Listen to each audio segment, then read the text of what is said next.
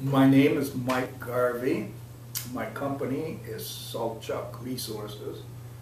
We're engaged, Saltchuk Resources owns about 22 or 3 companies, and each of which operates somewhat independently, mostly in the U.S. maritime industry, tugs and barges and ships and things like that.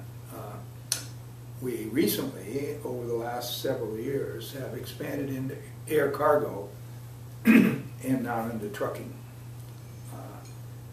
So that's, and we're in fuel distribution and a few other things. So, but mostly U.S. Maritime industry. How do you define success? Well, I think each individual defines success on their own terms. By and large, a successful person is one who thinks they're successful. You know the old story about if you have $1,000 and you spend $999, you're happy. If you have $1,000 and you spend $1,001, you're unhappy. So to me, it's a function of the individual feeling that he's satisfied with his life, what he's done. Where did your inspiration come from? You mean to start a business? Mm-hmm. Oh gosh, I'm not sure. I think I can remember as a kid wanting to have my own business, and I think it came because I had a strong need for independence, and I'm not sure I knew what a business was at that time. I just knew that I wanted to have my own business, whatever that meant, and that was pretty much a constant feeling I had from the time I was 10, 11 years old, I think. And it grew as I got older. How did you move from idea to something actually succeeding in the marketplace? Well, I'm trying to think. There was a lot of things I tried early on didn't succeed in the marketplace. In fact, I think if you made a list, if I made a list of things that did work from the things that didn't work, the things that didn't work would be about twice as long as those things that did work. So the idea that I have is that it's the things that don't work that give you the experience and judgment to take advantage of opportunities that you see would work. It's like a baseball player who, if he's going to get a hit 1 out of 3 times over his career, he's going to go in the Hall of Fame, right? But in order for him to improve his average, he's got to step up to bat a lot, which means he's got to strike out a lot. He's got to pop fly, whatever he does to get out, and so the thing that I always felt is the jumping into the pool and swimming, and you're not going to succeid all of the time, but what you learn sometime from your failures is more important than what you learn from your successes. So I'm not sure that the question you ask is meaningful to me in that sense. Yeah. How did you organize your team? You mean when I first got started? Mm-hmm. When I first got started, I was the only team member. So, I mean, I can't. It was just like that. The first, let's see, the first business I tried, when I was a kid, I had lawn mowing business and stuff.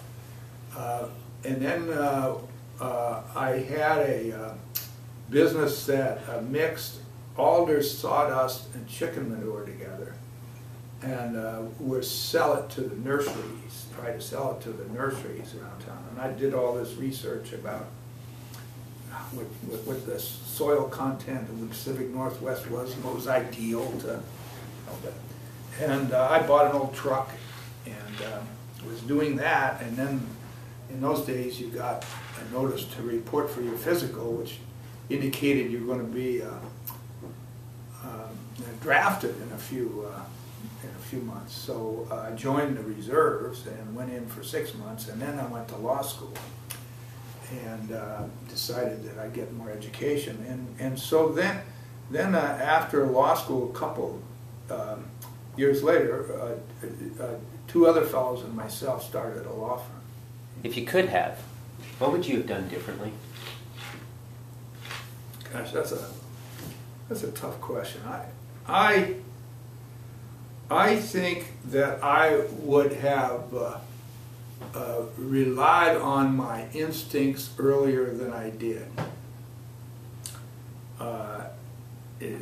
Something inside you, each one of us, I think, tells us what we like to do, what gives us pleasure, what gives us joy in life. And but we're constantly bombarded by people telling us how to live our lives, and we should go to work for Boeing or, in those days, Seattle First National Bank,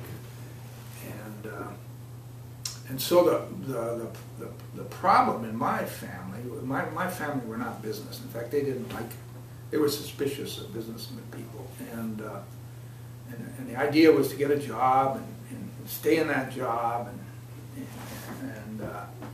and all the people around me where I worked, even at the university at the time, there was not an encouragement to be an entrepreneur. There's not an encouragement to have your own business. It was thought to be a lesser status or what have you. And banks that I went to see when we first started these businesses would be a rather demeaning in the way they treat you, in terms, well, how, like they were giving me a lesson, and they're not going to lend you money unless you have some. Well, and so for a while it put me off. I thought, well, maybe I'm thinking wrong. Maybe my thoughts that I have inside me are wrong. And it turned out after time, that's what fit me. I should have done it earlier. And today, that's the wonderful thing about, like, the Center for Entrepreneurship at the university, is that it encourages people to have these feelings. And it gives them some basic understanding of how to go about doing what they want to do. So I guess you asked me if I regret anything, it would be not relying on my instincts sooner. Yeah. What makes a great entrepreneur? Well, I'm not sure about, when you use the word great, I'm not sure how that works out. But let me tell you how I feel about this. It seems to me like an entrepreneur has to have 2 qualities. One is a persistence, and in some sense, you're being self-delusional when you start a business because the odds are against you, right? I mean, if you look at a range of companies that were started, most of them fail, right? And so the successful entrepreneur has to be persistent and continue on and say, okay, I learned something from this experience, I'm going to take it into the next one. And what goes along with that is not only persistent but a resilience. When you fail, how miserable you feel sometimes. Well, okay, you get to mope around for a day or so, then you got to get back at the thing, go back to work. And the other thing is an optimism in the face of failure. And you got to say, I'm going to do it right next time. And so many times, I shouldn't say so many times, but sometimes I have had partners that we have started a business and we've had a failure, and they learned one lesson and I learned another. And their lesson was, I never want to do something like that again.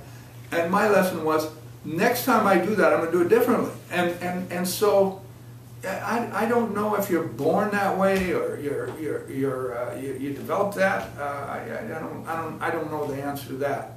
But I do know that a persistence and an optimism about the future is very important. What role did education have in your success? I think education had a big role in it, and it's hard for me to quantify it, and it's hard for me to give specific examples about it, but I can tell you that an understanding of statistics has helped. An understanding of the law has helped. An understanding of the business. You know, I didn't take business, but the kind of courses you take in business school, and for me, I absorbed that and read about it and things. So over time, that education it was very valuable to me. But I want to emphasize something else here. The most important thing that you get out of a university education is a curiosity about life and a desire to continue to learn throughout your life. And so many people don't get that. But if you constantly are trying to learn and you constantly have this curiosity about things, and you know, as an entrepreneur, it's focused on economics and business, of course, for the most part, but that is a very valuable thing because you're constantly adding to your knowledge as you go along, and most things you learn are tentative. You know, you're not sure that they're right, so you're seeking information that'll discredit your tentative conclusion or to confirm it, and you move in that direction. And so I think an attitude about curiosity and a drive to continue learning is critical to success, to be honest, to my way of thinking, yeah. So what is the most important question I did not ask you in your answer? Starting a business is a risky proposition, and that statistically, most of them are going to fail. You know, I don't know the exact number, but most of them are fail. And the importance of persistence and optimism going through that too, so you're able to continue on when you do fail. Because the odds are your first one's going to fail too, because you don't even have any knowledge. But once you get your initial capital, once you have some success at what you do, then it seems to me that your risk profile in your investments has to change, because it's too risky to continue in that vein. I am suspicious of people who claim to be successful serial entrepreneurs, because they're either extraordinarily lucky or they're fooling themselves. Once you get your initial capital, then it seems to me you got to focus in that industry or type of investment that you want to do, and to take less risk in that regard. Now, the reason I say less risk is that when you first start a business, and when I first started, I did leverage purchases. We didn't call them leverage purchases at that time, but that's what they were. You paid down, you got a lot of seller financing usually, and you got your bank financing, you used the collateral of the assets of the company you're buying, and you were hugely leveraged because you didn't have money. And but now, when one of those worked, to do that again seems to me to be taking risks. That you now have an investment capital, and now you want to employ that, and you probably should be employing that with a different sense of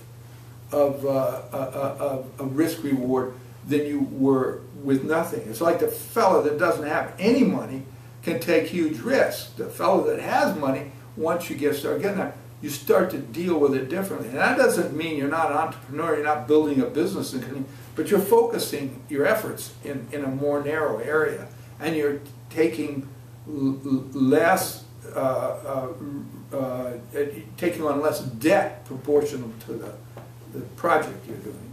And that I think is one area that we didn't talk about, and I'm not sure that's what you were asking about, but you know.